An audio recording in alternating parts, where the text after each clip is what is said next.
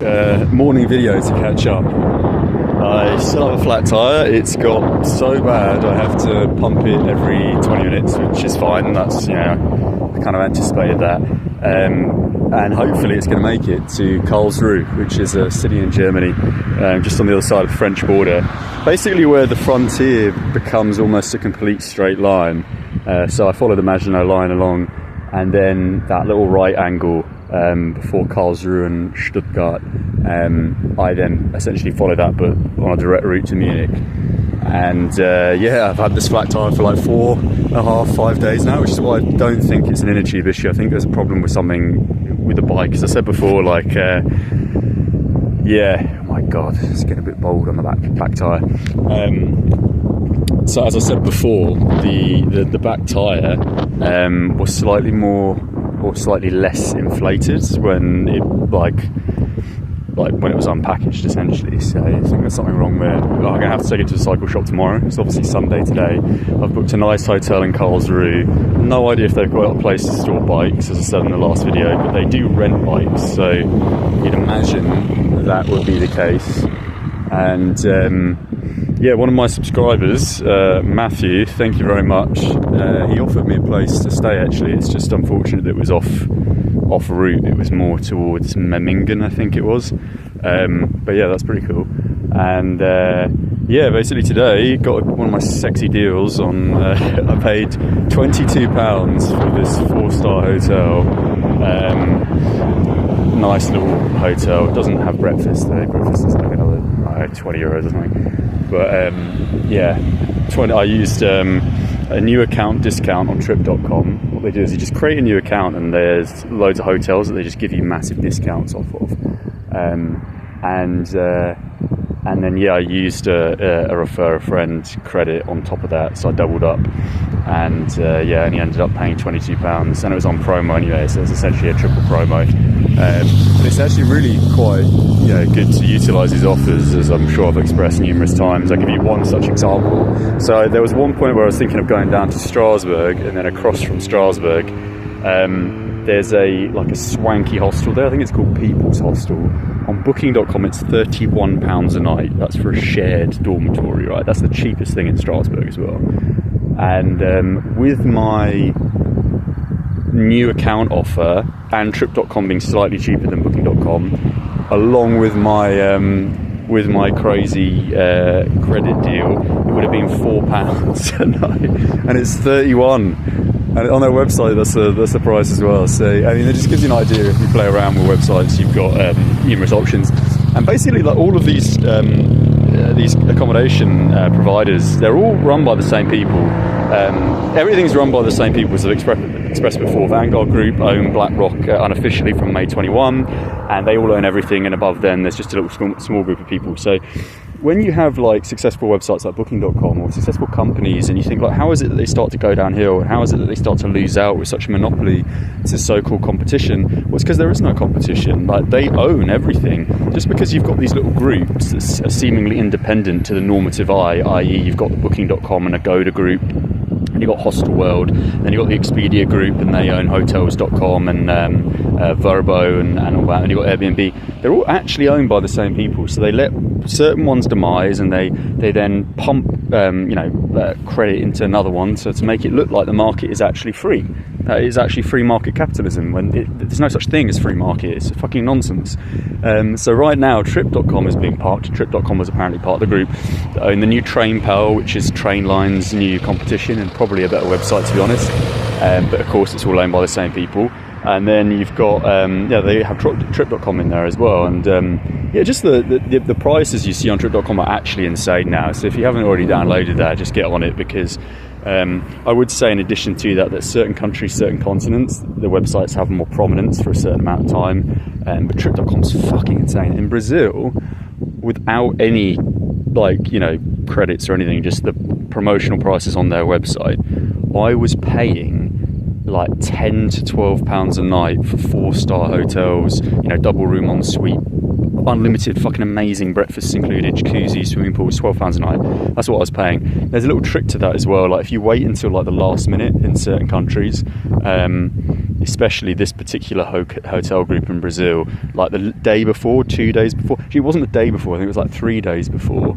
Yeah, 3 or 2 days before, they would lower the prices to literally like 12 quid a night. But then the night before, as is ordinarily the case for trains and, you know, flights and whatnot, the prices go back up for people that need accommodation on a kind of emergency basis, let's say. Oh man, if you utilise all the websites and you know where to look and you get a kind of routine on the go, it's an absolute banger. It really is.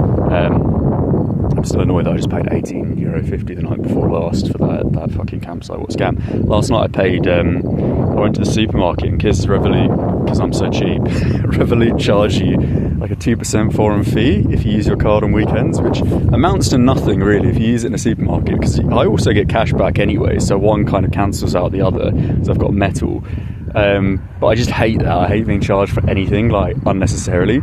So I used the last of my cash in the supermarket and I was like, fuck, this campsite I want to stay at probably isn't going to accept like card. And I got there, they didn't.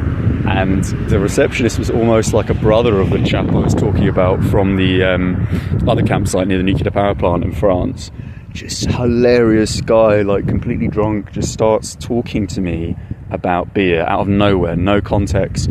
I'm like, yeah, so hi, how much is the room? He's like, yeah, beer. And then he just talks for beer, and then he talks about how his daughter is a homosexual.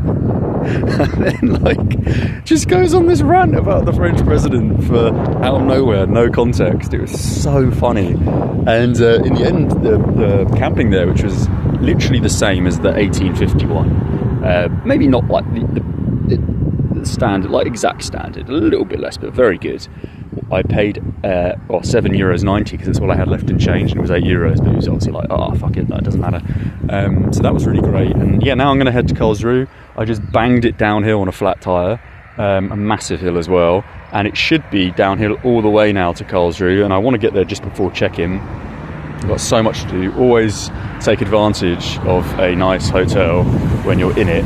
So first thing I'm going to do, wash all of my clothes, literally all of my clothes. I'm in like the skimpiest little shorts right now, which is all I have left. I've been wearing them for like 5 days. I have beige shorts, and as you can imagine, beige, when you are cycling with any kind of speed, all the bugs and flies like just hit you at that speed and like squash all over your beige clothes. So that's not a particularly wise colour to choose for shorts, but luckily all my tops are black, and yeah, that's the plan. I've got that to do. I'm going to do some computer admin, get everything charged, even wash the tent in the bathroom. I'm a bit of a perfectionist, so I like everything to be, you know, on point. And then, yeah, the day after that, straight in the morning, find a bike shop, get the bike serviced, because it's not just the tyre. The back brake is, well, the brakes in general are not very good. Everything on the bike's not very good, but yeah, the back tyre is the most important thing. Then the brake. My pannier is broken, so I need to do something about that. And yeah, so that's the plan. Then Stuttgart tomorrow, maybe. I think it's quite far. I'm not sure if I'll make it. If the tyre's fine and I get that done early in the morning, I can probably still make Stuttgart, because there's probably bike lanes between these two cities in Germany, I imagine. So yeah, that should be good. And yeah, I'm going to bang a deal on. I've got a voucher for lastminute.com, so I'll pay actually £4 a night for accommodation in Stuttgart, same as what I would have paid in Strasbourg. And then from there, yeah, it's going to be probably campsites again, smaller villages. These are the only two cities until Munich. Munich I'm looking forward to, because in Munich I use my WeWork, got a WeWork account. I don't know if I've spoken about this before. Another reason why just Revolut is the best fucking bank app in the world. You get so many things included, one of which is WeWork. And WeWork, if you don't know, is basically like a workspace, but a lot of people don't realise, like, it's like open kitchen in some of the places, and it's open bar as well. So for example, you pay what you pay for Revolut per month. I'm actually paying less because I got it just before the price hike. I bought into an annual just before the price boosted up. So I'm paying like £13, like £12, £11.50, £12 a month. And then I get all these things included, insurance, cashback, blah, blah, blah. You know, and then WeWork, once a month I can use it in any city that they're in. Munich's actually the last city in Europe, in the southern part of Europe, on the way south.